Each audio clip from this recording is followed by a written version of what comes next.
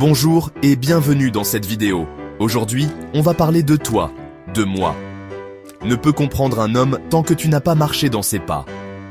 Cette sagesse ancienne, transmise par les peuples amérindiens, résonne comme un écho profond dans le tumulte de nos vies modernes. Mais qu'est-ce que cela signifie vraiment? Et pourquoi est-ce si difficile, aujourd'hui encore, de véritablement comprendre l'autre? Ce que tu t'apprêtes à entendre est plus qu'un simple message. C'est un voyage. Un voyage dans les pas de l'autre. Le jugement immédiat. Nous vivons à une époque où tout va vite. On voit une personne, on la juge. Un regard, une phrase, une apparence.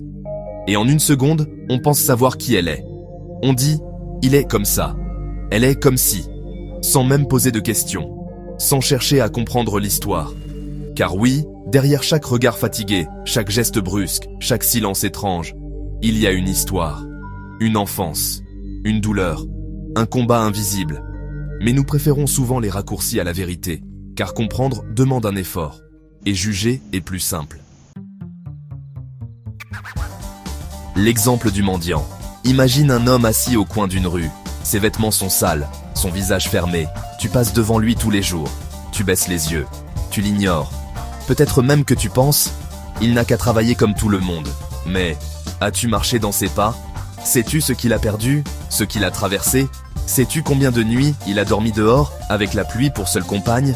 As-tu ressenti cette solitude qui te ronge jusqu'à l'âme? Sais-tu ce que ça fait d'être invisible aux yeux du monde? Non, tu ne sais pas. Et moi non plus. Parce que nous n'avons pas marché dans ses pas. L'illusion de la différence. Souvent, on croit que l'autre est différent, parce qu'il ne pense pas comme nous, parce qu'il prie autrement, parce qu'il aime autrement, parce qu'il vit autrement. Mais si tu faisais l'effort, juste un instant, de te glisser dans ses pas, tu verrais que sous les différentes couches, il y a la même peur, la même envie d'être aimé, le même besoin d'être compris, le même cœur qui bat. Alors pourquoi cette distance? Pourquoi ce rejet? Parce que nous avons peur de ce que nous ne comprenons pas. Mais ce que nous ne comprenons pas, c'est souvent ce qui peut le plus nous apprendre. C'est tout pour aujourd'hui. On se retrouve dans la deuxième partie de la vidéo. À bientôt.